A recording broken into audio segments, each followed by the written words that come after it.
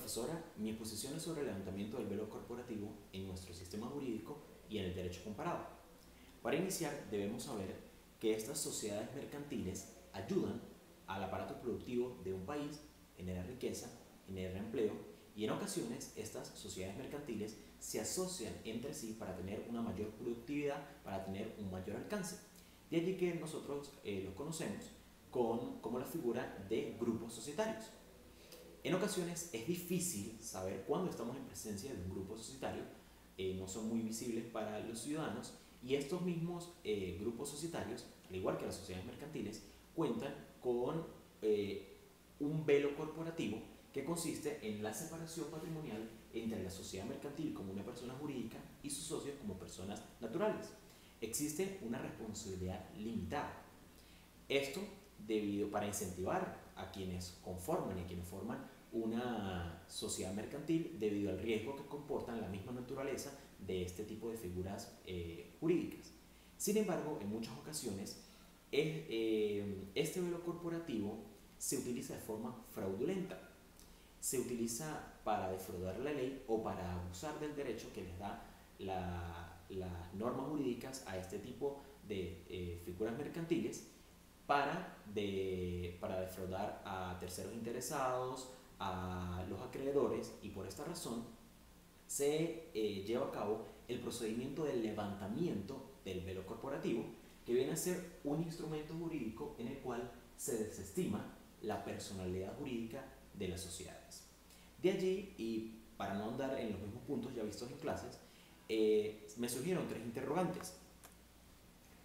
¿Cuál es el tratamiento en nuestro sistema jurídico y otros sistemas a nivel internacional acerca del levantamiento del velo corporativo? ¿Cuál es la base legal respecto al levantamiento del velo corporativo en Venezuela? ¿Y qué procedimientos son aplicados en otras legislaciones en el levantamiento de este velo corporativo? De allí que resulta como objetivo general analizar el levantamiento del velo corporativo en nuestro sistema jurídico y en el derecho comparado, y como objetivos específicos identificar el marco legal de levantamiento del velo corporativo en Venezuela y describir el procedimiento de levantamiento del velo corporativo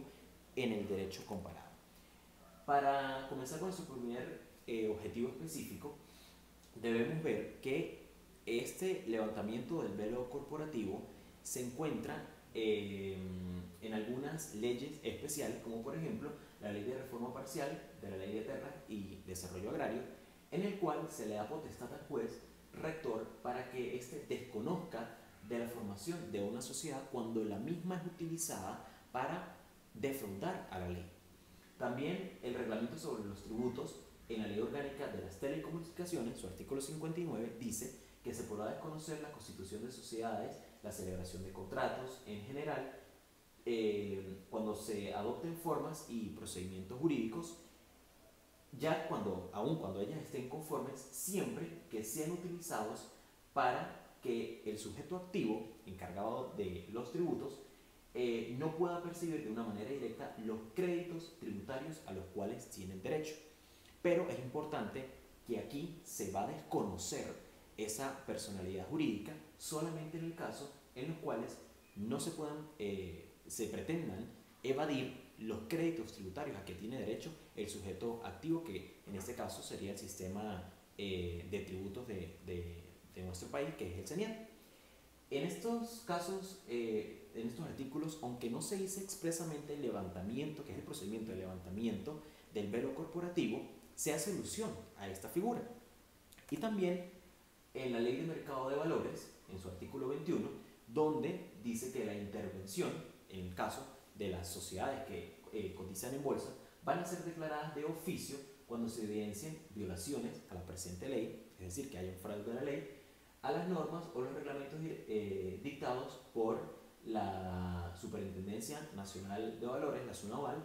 y cuando las informaciones que proporcionen a la superintendencia sean poco transparentes. En este caso también estamos en presencia de que puede iniciarse un procedimiento de velo societario, y también en nuestro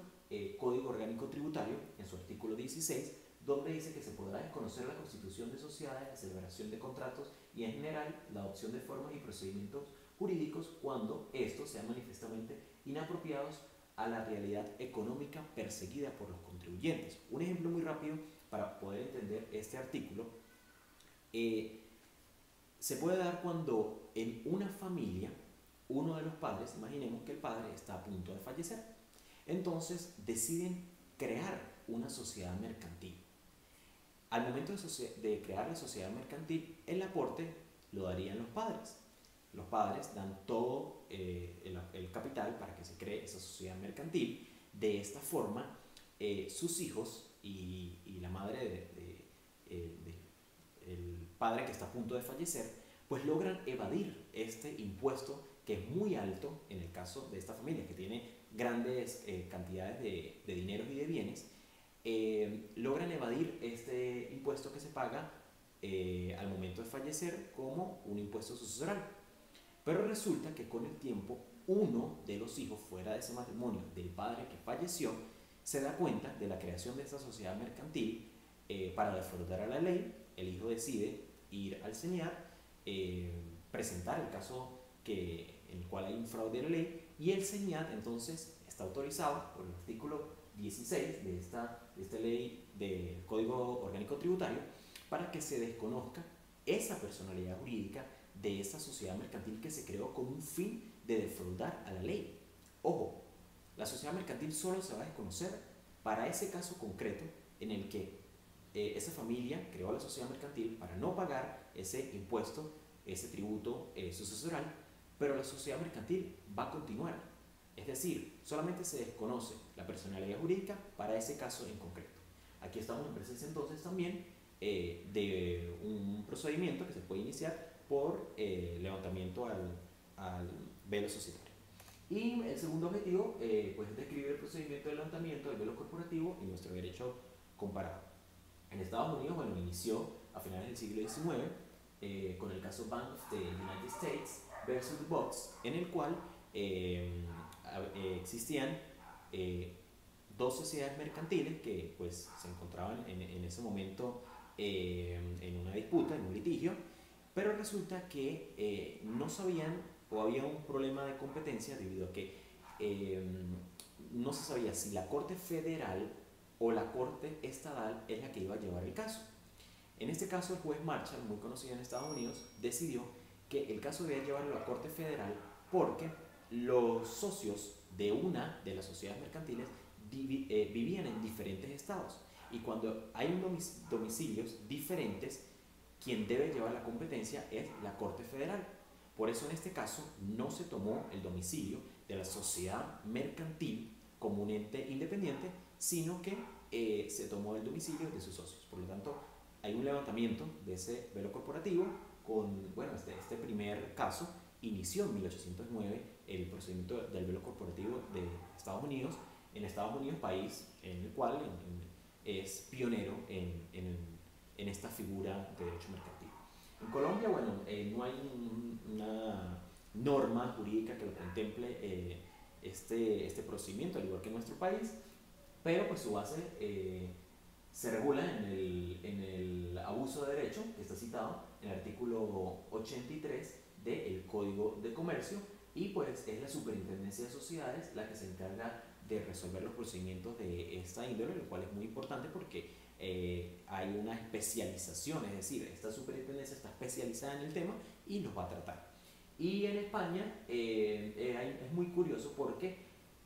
no solamente se puede alegar o no solamente se puede iniciar este procedimiento de levantamiento del velo corporativo como una pretensión en una demanda, sino que además se puede utilizar como una excepción perentoria. Así hubo un caso en el cual una sociedad decidió demandar a una persona que tenía un derecho de crédito y al deudor de esa persona que tenía el derecho de crédito. Los demandó a los dos. Y resulta que esta persona que tenía el derecho de crédito, que era el demandado, utilizó como excepción perentoria el levantamiento del velo corporativo, porque resulta que el deudor de ese acreedor era a su vez